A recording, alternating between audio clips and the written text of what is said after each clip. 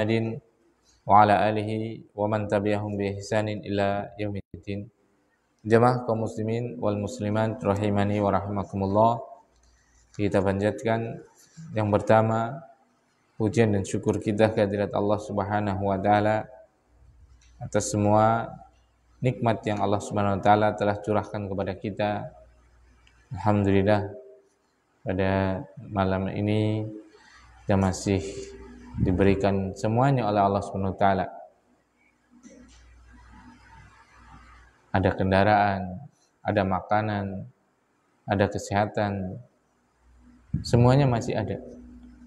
Dan ada kesempatan untuk terus berbekal. Maksudnya adalah berbekal amal soleh untuk kehidupan kita setelah mati. Nah, itu adalah sebaik-baik nikmat. Kemudian yang kedua, salawat dan salam kita panjatkan, unjukkan kepada baginda yang mulia Nabi Agung Muhammad sallallahu alaihi wasallam, pada keluarganya, sahabatnya, dan seluruh kaum muslimin dan muslimat yang senantiasa berpegang teguh dengan ajaran beliau sallallahu alaihi wasallam. Nah, kita melanjutkan membaca sebuah kitab yang Masya Allah, kalau kita betul-betul merenunginya, mendalaminya, memperhatikannya dengan seksama, ini itu betul-betul ya suplemen, ya obat untuk hati kita, untuk kehidupan kita. Kita lihat sekarang, yaitu bab yang ke-13 ini. Beliau Imam An-Nawawi rahimahullah ta'ala berkata, Bismillahirrahmanirrahim, Babu bayani kasrati turuqil khair as-salisa asyara. Bab yang ke-13 adalah bab penjelasan tentang banyaknya jalan-jalan untuk kebaikan. Bab ke-12 kemarin, ada yang masih ingat bab apa? Bab menambah kebaikan di akhir-akhir usia. Dan sekarang babnya adalah betapa banyaknya jalan-jalan untuk kebaikan. Jadi Masya Allah lah, Islam itu agama yang sangat dinamis. Bahkan seluruh aspek itu bisa menjadikan nilai kebaikan dalam kehidupan kita. Maksudnya keadaan apapun yang sedang kita miliki, itu pasti tatkala kita kaitkan dengan Islam, pasti di situ ada jalan untuk kebaikan. Itu pasti. Makanya ibadah itu, pintu kebaikan itu dalam Islam tidak menjemukan. Tidak hanya satu jalan, tapi jutaan jalan pintu-pintu kebaikan. Jutaan jalan apa? Pintu-pintu kebaikan. Banyak sekali pintu-pintu kebaikannya. Sehingga kita tidak jemu tatkala melakukan suatu kebaikan, karena apa? Banyaknya macam kebaikan tersebut. Sehingga tatkala orang misalnya jalannya hanya satu, pasti dia jemu. Tapi kalau jalannya banyak, pintu kebaikannya banyak, pas lagi namanya manusia, itu pasti ada titik jemu. Agak jemu dengan ini, dia bisa pindah ke sini, bisa pindah ke sini, bisa pindah ke sini. Contoh, misalnya dalam satu waktu saja, dalam saat ini kita sedang duduk misalnya, kita belajar, itu kebaikan. Seandainya kita bosan dengan belajar, bisa kita zikir. Itu pun pintu kebaikan. Seandainya kita zikir sudah agak capek, bisa kita berdoa. Seandainya kita sudah habis doa untuk keluarga sendiri, doakan orang lain. Seandainya berdoa pun sudah mulai jemu seperti itu, tidur aja bisa ibadah. Itu dalam satu waktu sekarang loh. Dalam satu keadaan ini. Itu luar biasa. Itu Islam, dinamis sekali. Tidak jumud, tidak statis. Ya alhamdulillah. Syariat kita itu semuanya ada pintu kebaikan padanya. Oleh karena itu barakallahu fikum. Kalau kita nggak paham hakikat syariat kita itu, kita akan jemu, kita akan bosan. Siapa namanya ya? Sabarutin gitu. Asraf. Nanti kan dulu ya Rof. Nanti kalau ribut boleh di kelas Rof. Ada mainan banyak di sana Rof. Nah, kita lanjutkan. Jadi pintu-pintu kebaikan dalam Islam itu tidak ada batasannya. Tidak ada batasannya. Semuanya bisa berupa kebaikan itu. Semuanya bisa. Tidak ada yang nggak bisa. Seperti tadi ini dalam satu momen loh, satu masa, satu waktu. Kita bisa melakukan kebaikan. Jemu dari satu, kita bisa berpindah ke lain. Seperti itu. Makanya di sini Imam An-Nawawi rahimahullah ta'ala menjelaskan kepada kita penjelasan tentang banyaknya pintu-pintu kebaikan. Ya, karena kita mungkin kekurangan ilmu kita seperti itu ya. Akhirnya kita beribadah itu berat. Karena pemahaman kita tentang ibadah hanya yang berupa beban syariat saja. Sholat itu kan beban. Kita harus mendatangi masjid tatkala azan dikumandangkan. Berat itu. Baca Al-Qur'an berat. Karena kita harus belajar tahsin, belajar ikra dan yang lainnya seperti itu. Zakat berat. Kenapa? Karena harus mengeluarkan harta. Apalagi jihad yang harus kita bersiap dengan jiwa raga. Itu terus lebih berat lagi. Makanya kebanyakannya kita karena tadi pemahamannya hanya seperti itu sehingga dirasakan yang namanya syariat Islam itu berat. Pintu-pintu kebaikan itu berat.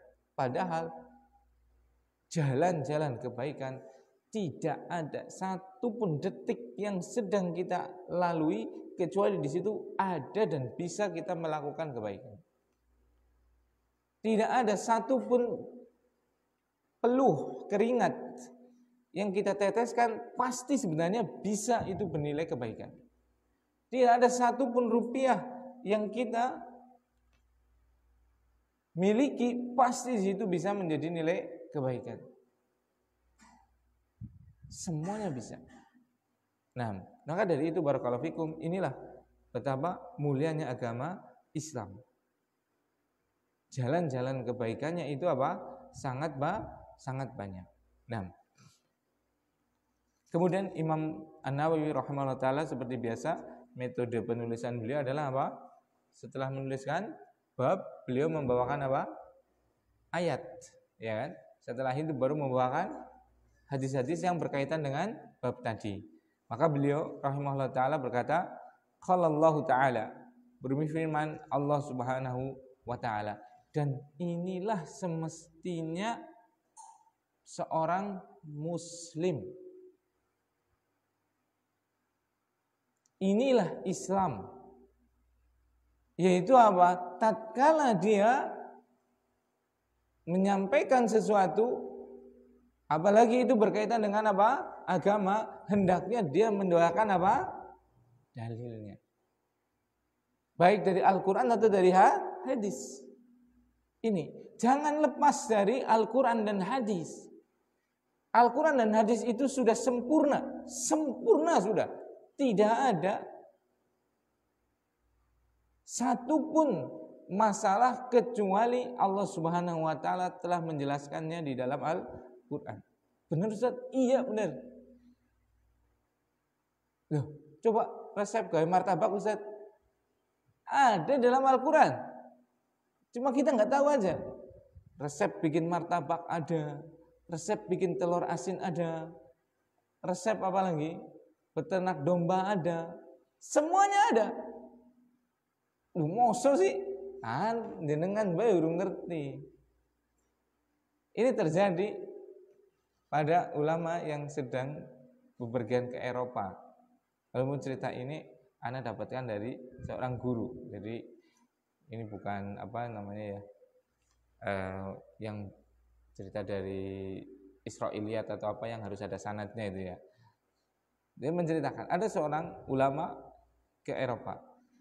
Kemudian ada orang Eropa tersebut yang bertanya pada ulama ini, katanya dalam kitabmu itu semuanya ada. Iya, memang betul. Semua itu ada. Coba bagaimana cara membuat hamburger? Ada dalam Al-Quran? Ada, seperti itu. Dari mana? Maka beliau membawakan ayat firman Allah Subhanahu wa taala apa?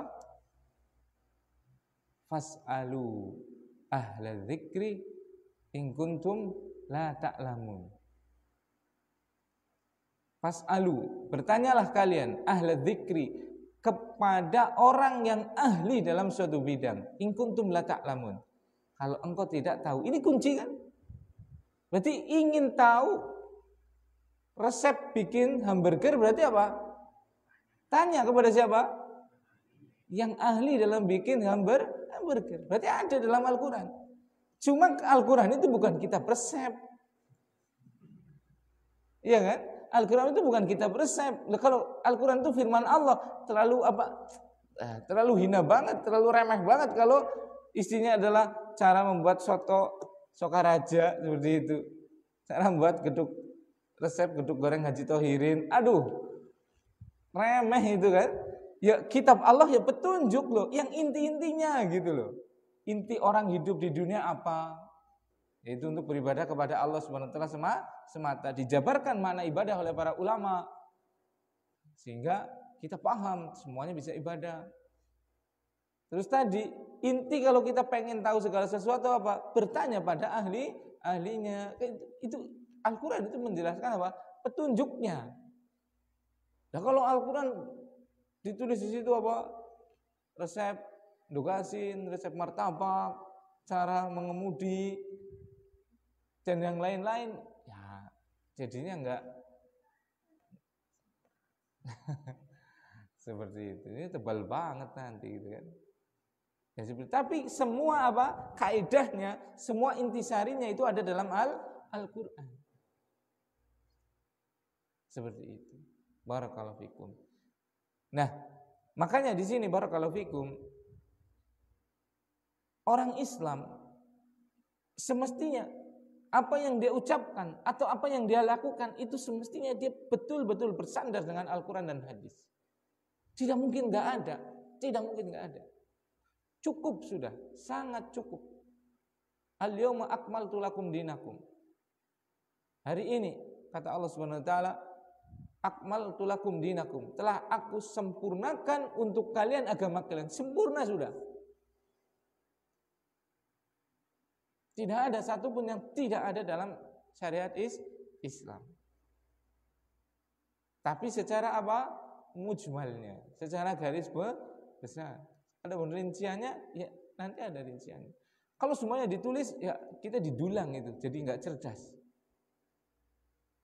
Iya kan? Di situ Al-Quran itu memberikan petunjuknya ini. Setelah itu apa? Kita mencari. Sehingga kita nggak bosen. Coba kalau semuanya sudah ada tertulis di situ. Nggak ada asik lagi kita untuk apa? Meneliti, mengeksplorasi dan yang lainnya. Nah, makanya barakallahu fikum, ini adalah metode yang dilakukan oleh para ulama tatkala beliau rahimahullah taala menyampaikan suatu perkara, suatu bab, pasti beliau akan mendatangkan apa? Dalilnya.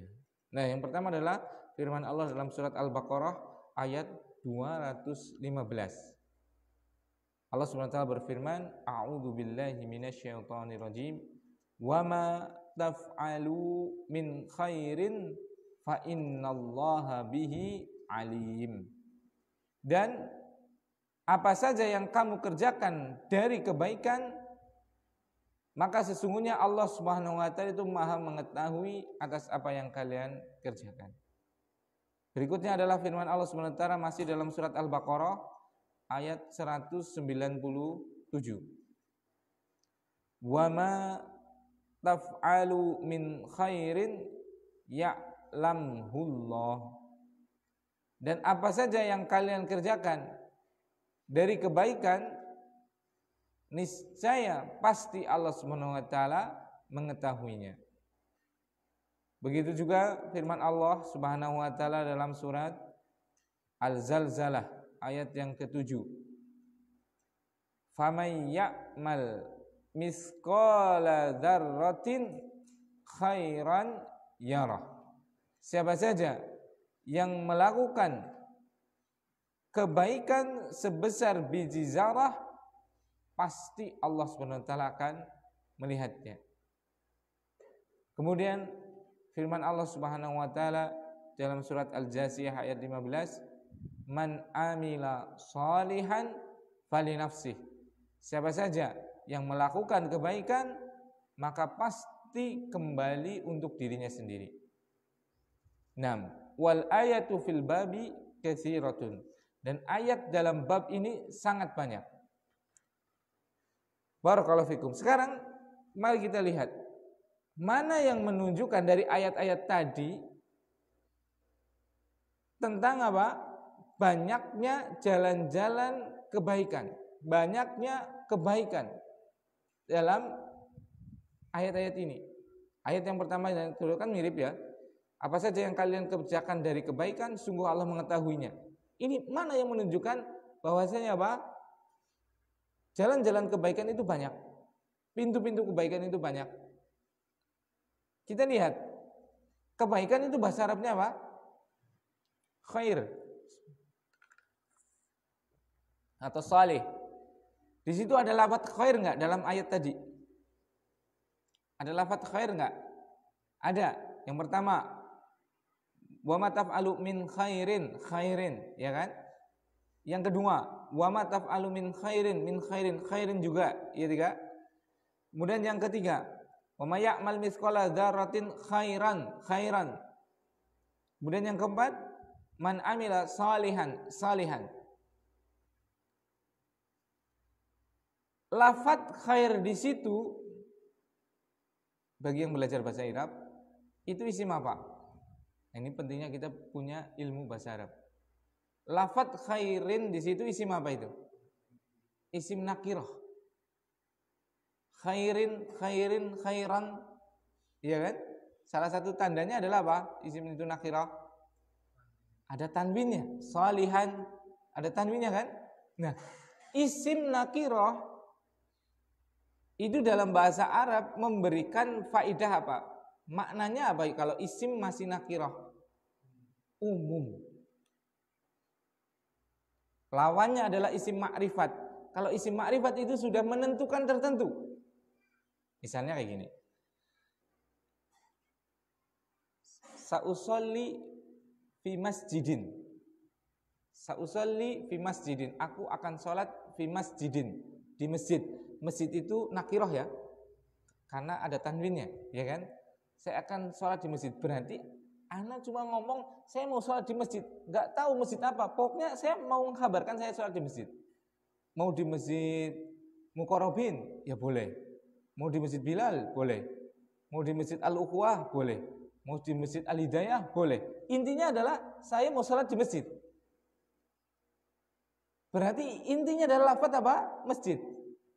Nah, umum tidak menentukan pada tertentu. Tapi kalau saya bilang sa'usolli fil masjidi, ada alif lamnya, fi al masjidi, itu isimnya jadi isim ma'rifat.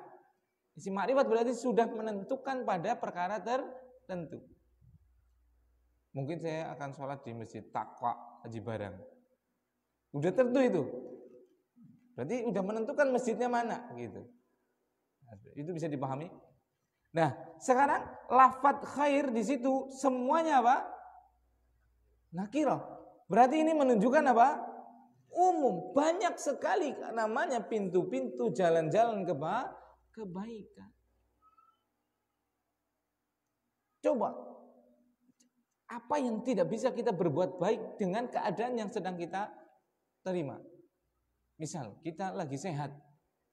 Bukankah kita bisa bersyukur dengan kesehatan kita? Iya tidak? Lawannya sehat apa? Sakit. Bukankah kita bisa bersabar? Bukankah kita bisa berdoa? Bukankah kita bisa berusaha berobat misalnya? Itu semua kebaikan. Iya tidak? Kan kalau nggak sehat sakit. Nggak ada sehat tapi sakit itu nggak ada. Atau sakit tapi sehat itu nggak ada. Nah, sehat tapi sakit ya ada nih mungkin. Sehat badannya, duitnya ora sehat, duitnya sakit. Banyak itu kalau seperti itu. Ya itulah kehidupan. Gak ada masalah. Ya bukan gak ada masalah sih, tetap aja ada masalah. Tapi kalau kita tahu ya mending gitu loh. Gak sedahsyat dengan apa? Kalau kita tidak tahu mensikapi keadaan tersebut. Memang itu masalah. Tapi kalau kita bisa mensikapinya, bisa kita beralih dari satu masalah menjadi ibadah, menjadi kebaikan.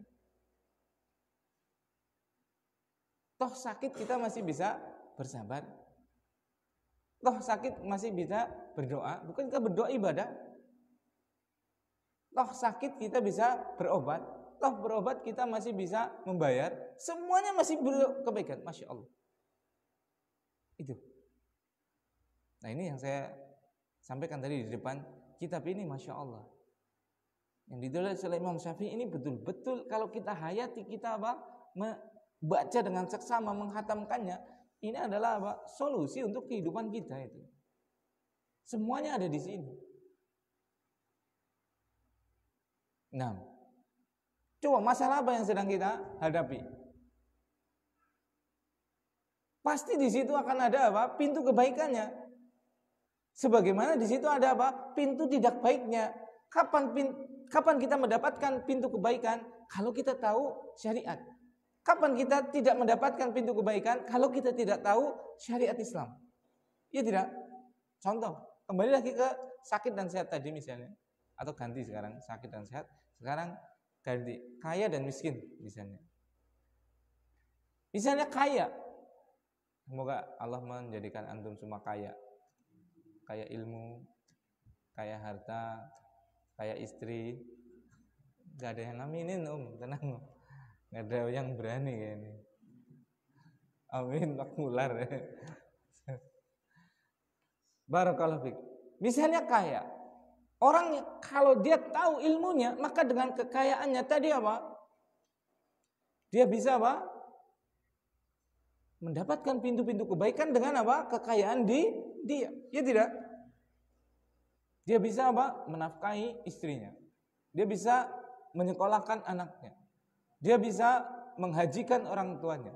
Dia bisa menolong tetangganya. Dia bisa membangun jalan untuk desanya. Semuanya bisa. Kalau dia apa? Sedang dititipi kekayaan dan dia punya ilmu syariat, ilmu Islam.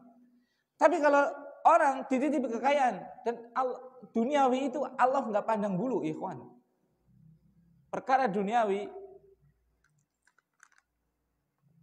harta, tahta, kesehatan dan yang lainnya itu Allah nggak pernah pandang bulu. Mau itu kafir, mau itu mukmin, mau itu muslim, mau itu kiai, mau itu perampok, mau itu apapun, kalau Allah menghendaki kasih sudah. Seperti itu. Kembali ke kaya tadi. Kalau orang kaya tapi tidak punya ilmu, coba. Pasti yang pertama akan menjadi apa? Sombong dia. Iya kan? Ini sombong. Orang kena kepedak apa? Layangan nih. Seperti itu. Motor itu jangankan di Mac, motornya kita motor sing tipe kieu ya.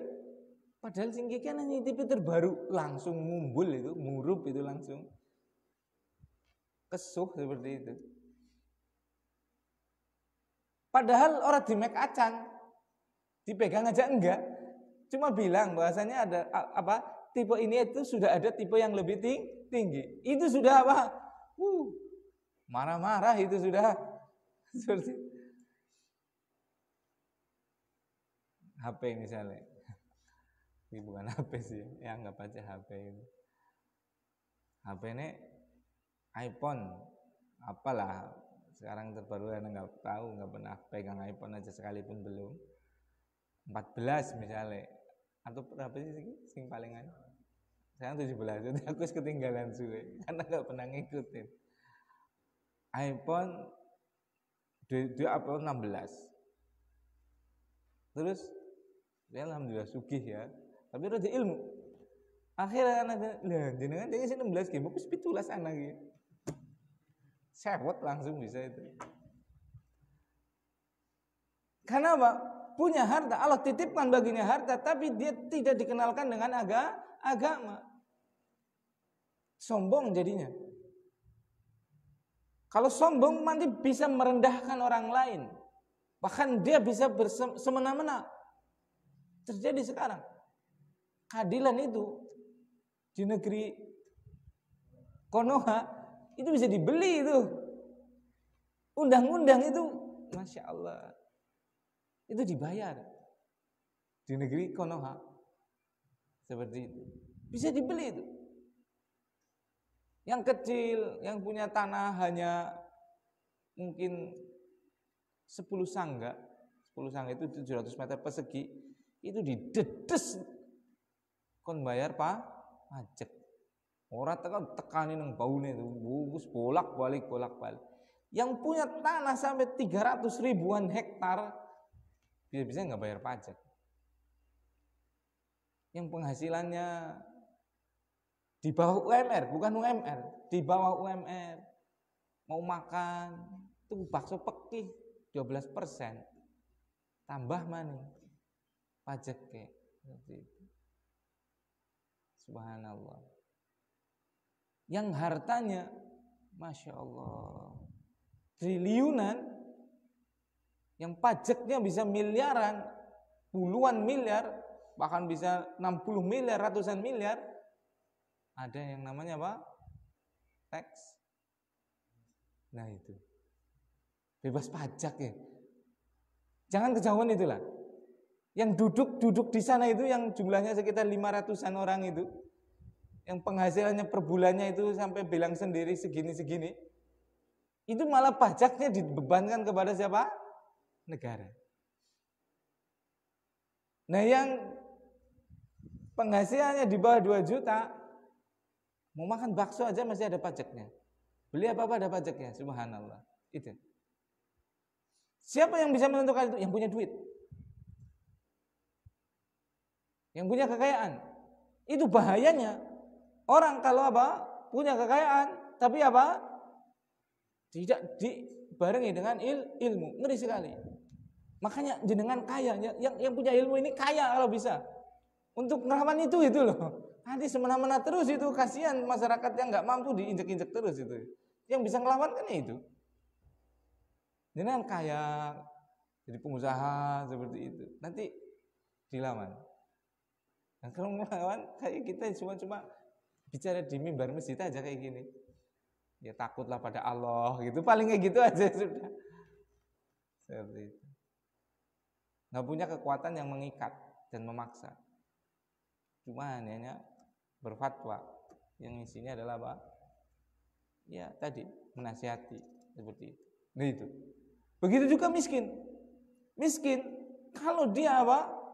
Punya ilmu, dia Masya Allah tetap menikmati hidup aja. Dia bisa bersabar. Ya tahu lagi miskin ya, makan biasa aja. Tahu lagi miskin ya, madan cepet goli kerja.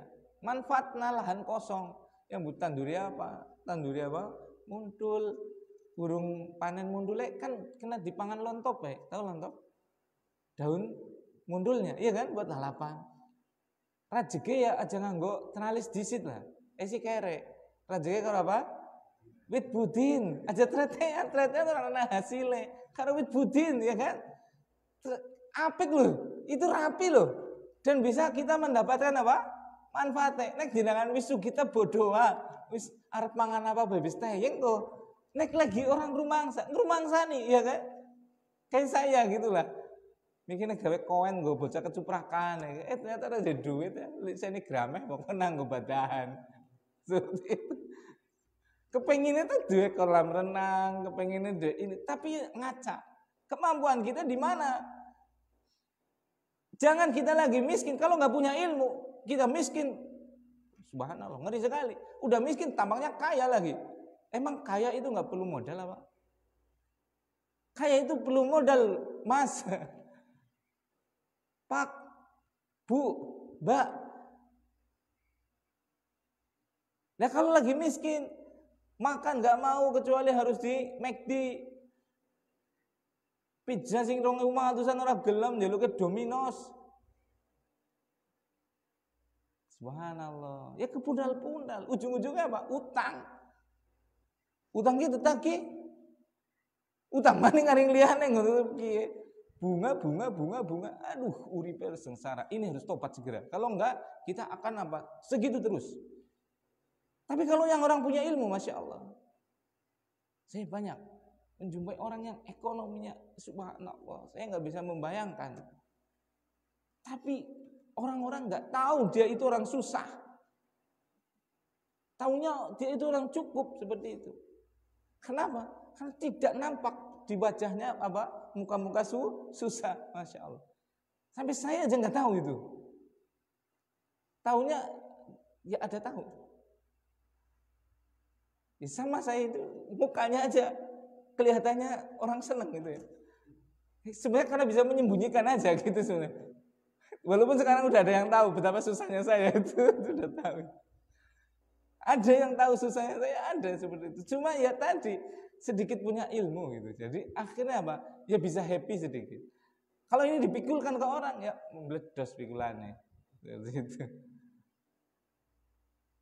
Nah itu, saya melihat betul betapa subhanallah. Orang-orang yang kesusahannya luar biasa tapi masyarakat melihatnya sebagai orang yang luar biasa. Dan kebalikannya, saya lihat orang yang penghasilannya subhanallah menurut saya sudah tinggi lah. Tapi hidupnya susah terus. Penghasilan bisa sedina oleh 200, sedina oleh 250, subhanallah. Itu bagi kayak kita-kita itu sudah luar biasa. Tapi masih mumet. Kenapa? Gak punya ilmu. Barakallahu fikum. Nah, di sini Allah SWT mengatakan apa? Wa ma taf'alu min khairin fa innallaha bihi alim, dan yang lainnya tadi menunjukkan jalan kebaikan itu sangat banyak. Dari mana yang menunjukkan jalan kebaikan itu banyak? Khairin, lafaz kebaikan di situ pakai apa? Isim nakirah yang berfungsi apa? Umum, menunjukkan umum. Seperti itu. Misalnya lagi. Tadi sehat, sakit, kaya, miskin, berkuasa, tidak berkuasa. Orang berkuasa kalau dia punya ilmu, maka subhanallah. Antum bagaimana tatkala penguasa-penguasa ini adalah ahli ilmu? Bagaimana zamannya Rasul sallallahu alaihi wasallam? Bagaimana zamannya Sayyiduna Abu Bakrin? Bagaimana zamannya Umar? Bagaimana zamannya Utsman, Ali?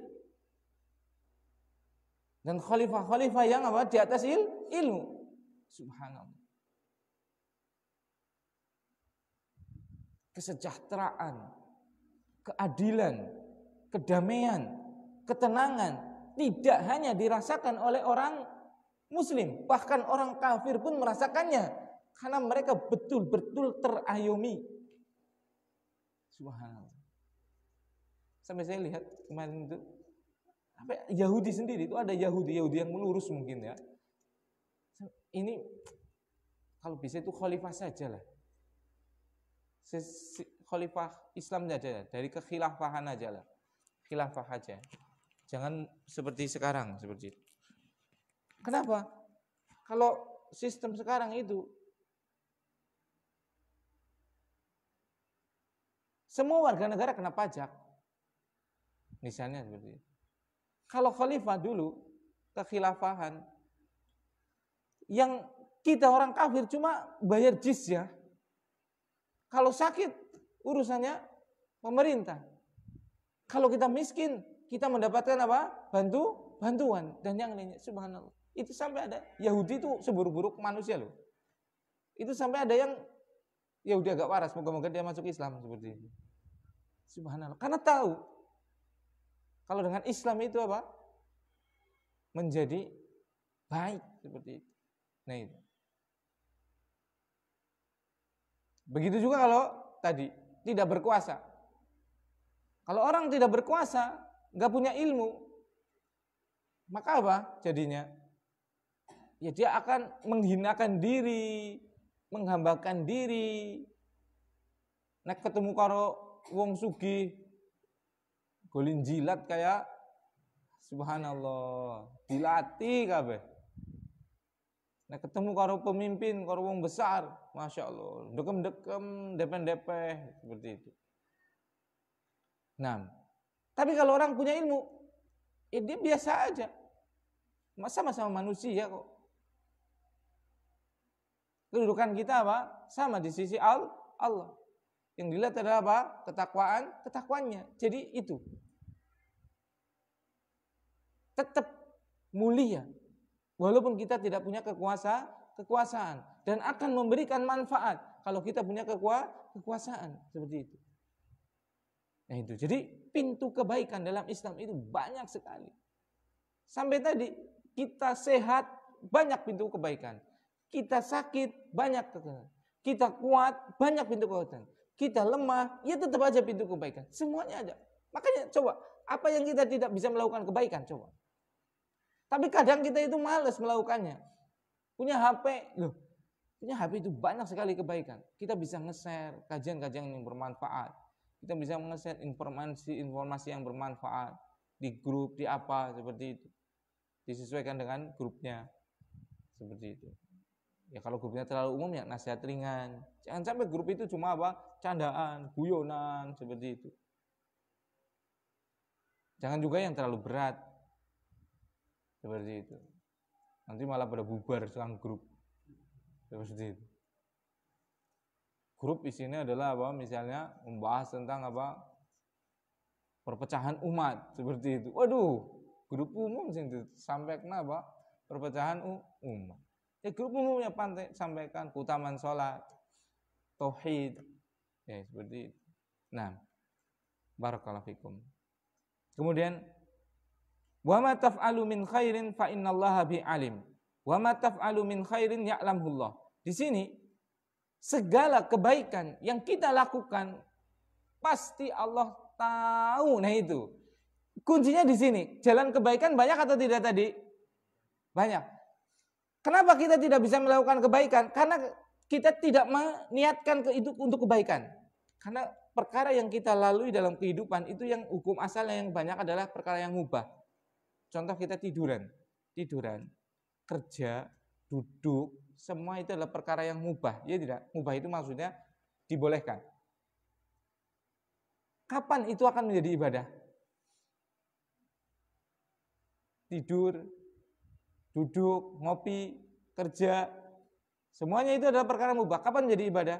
Kalau diniatkan, makanya bab pertama kan apa? Al-ikhlas wa ikhdarun niat, ya kan?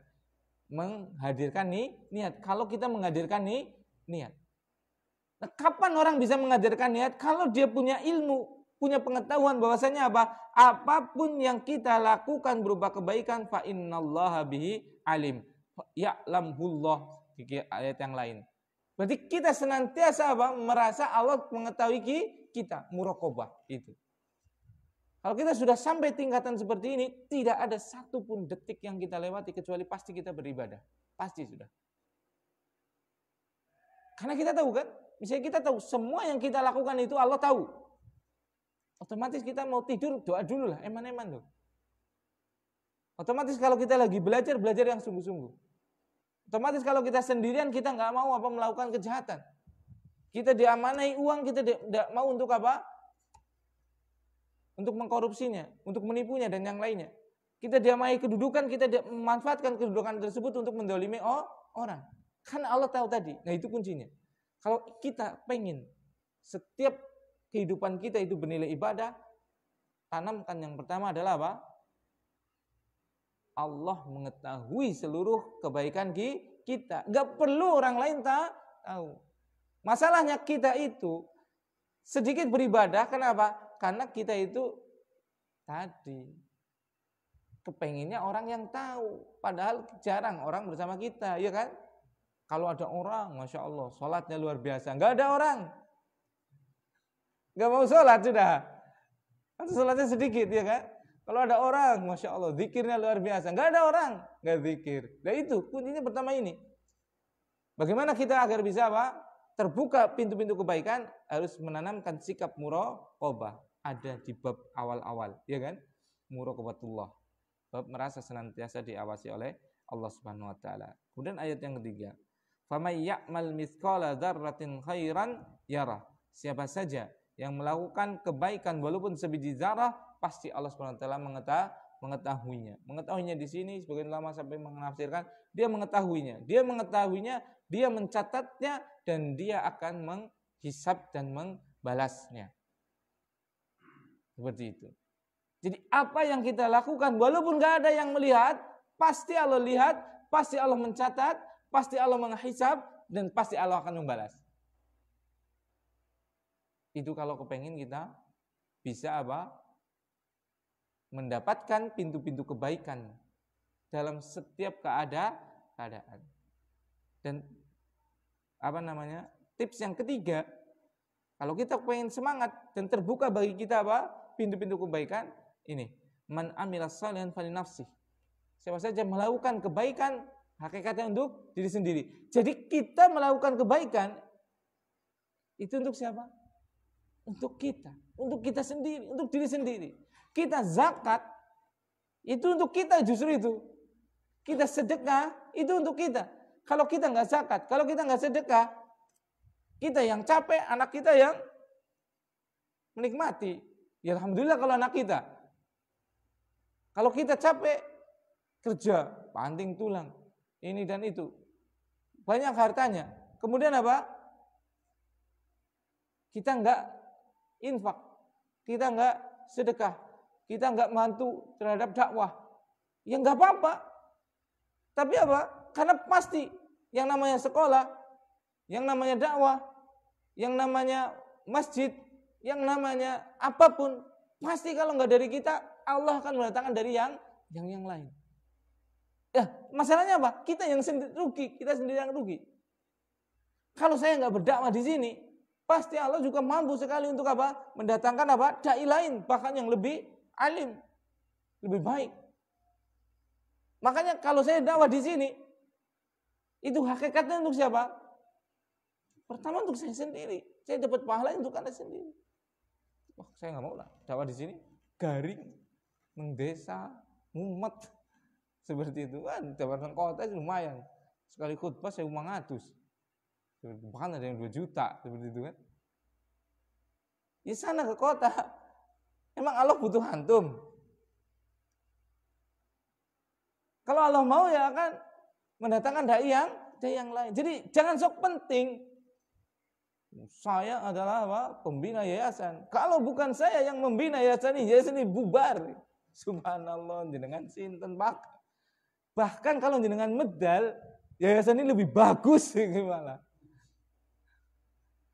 Jangan sok penting. Antum pengen tahu betapa kecilnya kita. Betapa kecilnya, saya kasih contoh. Saya kasih contoh ya, nggak ada bola ya, nggak apa-apa lah. Anggap aja ini bola 1, ini bola 2, bulat ya. Ini anggap saja bumi. Ini bumi. Katanya bumi bulat gitu ya, walaupun bumi datar, terserah lah gitulah. Ini bumi ada antum. Ini bumi nggak ada antum. Ini kan bumi nih, antum lihat dari jauh nih. Antum kelihatan nggak di sini? Ada nggak antum ini? Ini padahal ada antum nih. Bumi ada antum. Antum lihat nggak? Di antumnya lihat nggak? Nggak ada. Jangankan antum. Burj Khalifah aja nggak kelihatan kok.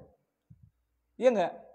Jangankan antum yang tingginya paling mentok sudah 2 meter aja itu nggak ada di yang 2 meter. 170-an itu. Burj Khalifah yang 1000 meter itu saja apa? Nggak kelihatan. Ya tidak? Ini loh bumi, kalau ini nggak bumi ya kan? Antum lihat bumi itu kan? Ini bumi ada antum. Nggak kelihatan antumnya. Ini bumi antum nggak ada. Udah mati antum, kubur ini. Sama atau beda buminya? Subhanallah. Jenengan siapa? Iya kan? Nggak kelihatan. Adanya antum di sini nggak kelihatan. Tidak adanya antum di sini, bumi ada antum dan bumi nggak ada antum. Kalau dilihat dari jauh, itu sama aja bulat doang. Maksudnya apa? Kita itu bukan siapa-siapa di bumi ini, kecil sekali. Itu kalau kita masih, jangankan kitanya, nanti bumi dibandingkan dengan galaksi yang lain, itu hilang itu. Buminya nggak kelihatan gitu maksudnya. Saking kecilnya bumi. Jadi kita itu orang lemah, kita itu orang hina, orang kecil. Dalam artian di sisi Allah Subhanahu wa taala loh ya. Itu bukan kita merendahkan diri, bukan. Kita harus menjaga diri, rendah hati iya, tapi merendahkan diri nggak boleh.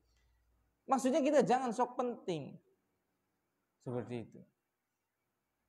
Apa yang kita lakukan, yang kita sedekahkan, yang kita curahkan dari ilmu, itu untuk kita. Makanya itu, mungkin Pak Mular itu salah satu saksi hidup ya. Saya ngajar di sini, banyak ya tak ajar. Nggak banyak juga tetap tak ajar. Nah, pernah saya subhanallah tanya Mas Mular itu, saksi hidup. Anak ngajar sama Mas Mular di depan, satu-satu coba. Iya kan Mas Mular ya? Dan itu bukan satu kali. Itu beberapa kali itu. Anak ngajar sama Mas Mular doang coba. Antum coba bayangkan coba. Anak ngajar Mas Mular duduk di depan coba. Subhanallah. Padahal dulu kebalikannya. Dia anak tidur di warungnya. Waktu anak kecil gitu ya. Nonton Astro Boy. Karena dia yang punya parabola, anak nggak punya parabola. Seperti itu. Barakallahu fikum. Ya karena apa? Kita berusaha untuk tadi. Ya saya beruntung banget dikasih oleh Allah SWT sedikit ilmu dan ada yang mau belajar. Walaupun satu. Jangan aku lulusan STDI loh. Seperti itu misalnya. Ngulang wong siji geding temen. Subhanallah, siapa? Kita itu siapa? Mikir gitu loh. Jangan sok penting gitu loh ya. Jangan sok penting. Ibadah itu kembali untuk kita. Kita berdakwah, kita berinfak, kita melakukan apapun. Itu bukan kepada orang lain, bukan untuk Islam, tapi untuk kita. Terakhir, ketika Imam Ahmad ini cerita, ketika Imam Ahmad rahimahullah ta'ala hendak wafat, anaknya, murid-muridnya, masyarakat itu menjenguknya. Kemudian mereka berterima kasih sekali kepada Imam Ahmad. Kemudian mereka mengatakan, jazakallahu khairan anil Islam. Karena jasanya luar biasa. Ini waktunya sudah habis ya. Singkat cerita jasanya luar biasa lah. Nah, makanya masyarakat di waktu itu sangat berterima kasih kepada Imam Ahmad dan membacakan doa dari jazakallahu anil Islam. Maksudnya diterjemahkan ke bahasa kita itu, semoga Allah membalasmu dengan kebaikan yang sangat banyak karena engkau telah menolong Islam. Karena wallahu ta'ala kalau seandainya Imam Ahmad itu mengatakan Al-Quran makhluk sudah selesai itu. Karena dulu ada fitnah khalqul Quran itu ya.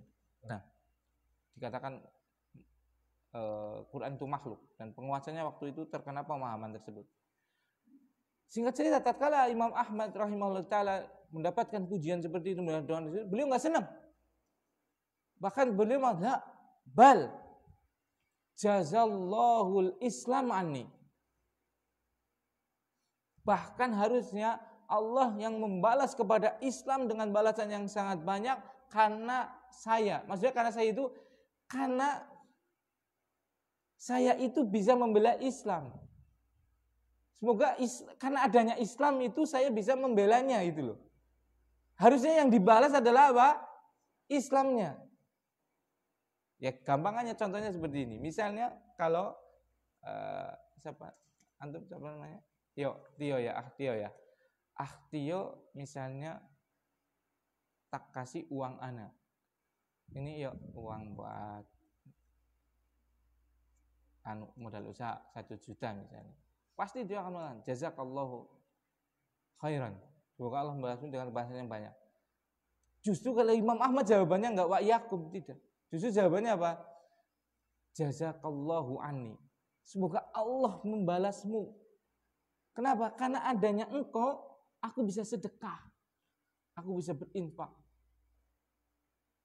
Karena adanya Islam, saya bisa membela Islam. Saya bisa belajar Islam. Saya bisa mengamalkan Islam. Saya bisa berdakwah tentang Islam. Masya Allah. Itu. Jadi apa? Ini maksudnya, yaitu seluruh kebaikan yang kita lakukan, itu hakikatnya kembali kepada kita. Adanya sesuatu yang harus kita tolong, itu butuh pertolongan kita sebenarnya. Kita yang sangat butuh ada orang-orang yang perlu kita tolong. Coba kalau nggak ada, dan nanti akan ada waktu di mana kita tidak bisa lagi mendapatkan kesempatan tersebut. Di akhirat sudah nggak bisa sudah gitu. Iya kan? Apa yang bisa kita lakukan? Ini mumpung masih ada nih, masih ada apa? Fakir miskin. Masih ada orang jahil. Orang jahil itu bukan. Kita ajarkan itu. Coba kalau sudah pintar semua coba. Gak ada yang mau belajar sama kita. Karena sudah pintar semua. Terus ilmu kita buat apa? Kita nggak dapat fadilah apa? Mengajar. Kan seperti itu. Jadi jangan malah murid kita apa? Oh, dasar tolol seperti itu misalnya seperti itu. Orang paham baik. Justru kita harus bersyukur. Ya Allah, masih ada orang bodoh gitu loh. Ini kesempatan saya untuk apa? Mencerdaskan mereka. Kalau sudah cerdas semua gimana? Kan seperti itu. Bukan dibodoh-bodohin malah. Itu contohnya aja. Ya Allah, alhamdulillah masih ada orang miskin. Sehingga kita bisa membantu. Bayangkan kalau kaya semua. Ya Allah, alhamdulillah masih ada apa? Masjid yang reot. Bisa kita bangun. Coba kalau masjidnya bagus semua. Nah, ini yang bisa saya sampaikan. Mohon maaf kalau ada kata yang kurang berkenan. Subhanakallahumma bihamdika asyhadu an la ilaha illa anta astaghfiruka wa atubu ilaik. Assalamualaikum warahmatullahi wabarakatuh.